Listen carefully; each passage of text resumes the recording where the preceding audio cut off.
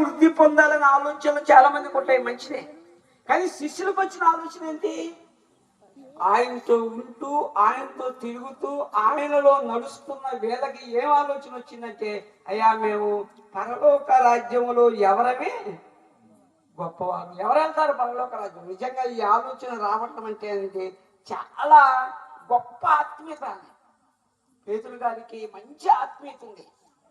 పేతురు గారు ఎప్పుడు యేసుక్రీస్తు బోధలు వింటున్నప్పుడల్లా ఆలోచన పేతురు గారికి ఏంటంటే, ఈ భూమి మీద వాటి గురించి నేను ఆలోచించను, కానీ నేను చనిపోయిన తర్వాత నేను పరలోకం వెళతానా? పరలోకం వెళ్ళాలంటే ఏం చేయాలి?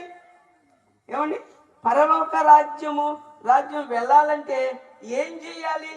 నిజంగా మన జీవితాల్లో పరలోక రాజ్యం వెళ్ళాలంటే యేసుక్రీస్తు ఎన్నో మాటలు మనకు చెప్పాడు. ఏ మాటలు చెప్పాడంటే, ఒక పసిపిల్లవాణిని పట్టుకొని ఏమన్నాడంటే, సంఘములో ఉన్న నేను ఒక స్త్రీ అని పురుషుడని కాక సంఘములో ఉన్న ప్రతి ఒక్కరూ ఏం చేయాలంటే పసిపిల్లవాని మనస్సు కలిగిన వారుగా ఉండాలి.